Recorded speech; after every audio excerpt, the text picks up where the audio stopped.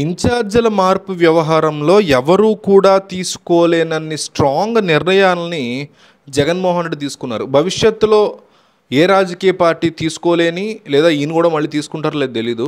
గతంలో కూడా ఏ రాజకీయ నాయకుడు తీసుకోలేని సంచలన నిర్ణయాల్ని జగన్మోహన్ రెడ్డి తీసుకోవడం మొదలుపెట్టారు.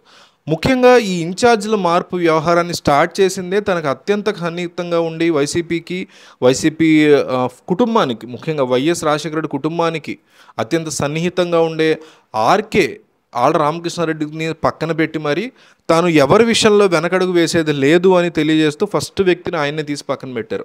మంగళగిరి నియోజకవర్గం నుంచి గంజి చిరంజీవికి అక్కడ ఇన్ఛార్జి పదవి ఇచ్చి, సో ఆయనకే టికెట్ ఇస్తున్నారని కన్ఫర్మేషన్ ఇండైరెక్ట్గా ఇచ్చి, ఇప్పటి వరకు 40-50 మంది ఎమ్మెల్యేలకు స్థానచలనం కానీ తీసి పక్కన పెట్టడం కానీ జరిగింది. ఎంపీల విషయంలో కూడా ఒక 15 మందికి అట్లాగే ఉంది. ఇంతమందిని మార్చగలిగినటువంటి జగన్మోహన్ రెడ్డి నిజంగా అనిల్ కుమార్ యాదవ్ను కూడా తీసుకువెళ్ళి వేరే నియోజకవర్గంలో నరసరావుపేట ఎంపీగా నిలబెట్టగలుగుతున్న జగన్మోహన్ రెడ్డి కొడాలి నానిని గుడివాడ నుంచి తీసి పక్కన పెట్టగలరా, లేదా ఆర్కే రోజాని కూడా అక్కడి నుంచి తీసి పక్కన పెట్టగలరా, వేరే చోట టికెట్ ఇవ్వగలరా అనేటువంటి డిస్కషన్స్ నడుస్తున్నటువంటి ఈ నేపథ్యంలో కొడాలి నానికి కూడా జగన్మోహన్ రెడ్డి షాక్ ఇచ్చేస్తున్నారు అనేటువంటి మాట గట్టిగా వైరల్ అవుతుంది.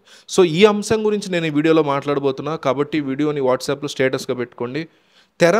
గుడివాడ తెర మీదకి జగన్మోహన్ రెడ్డి కొత్త అభ్యర్థిని తీసుకొచ్చే ఆలోచనలో ఉన్నారని, ఆ అభ్యర్థి ఎంతవరకు స్ట్రాంగో నిజంగా కొడాలి నానిని తీసి పక్కన పెడితే, ఎందుకంటే వరుసగా 4 సార్లు గెలిచారు ఆయన. అక్కడ 2 సార్లు తెలుగుదేశం పార్టీ టికెట్ మీద గెలిచారు, 2 సార్లు వైసీపీ టికెట్ మీద గెలిచారు.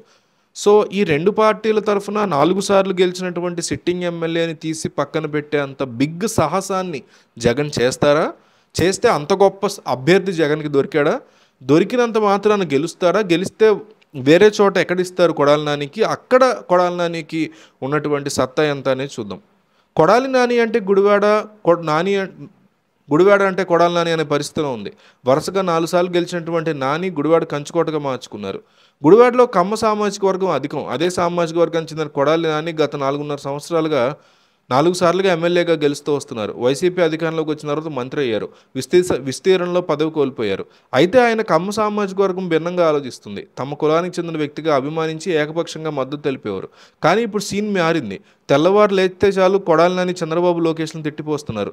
దీంతో ప్రపంచవ్యాప్తంగా ఆ కమ్మ కులానికి సంబంధించిన వారు జీర్ణించుకోలేకపోతున్నారు. జగన్ మెప్పు కోసం చంద్రబాబును తిట్టడానికి సహించలేకపోతున్నారు.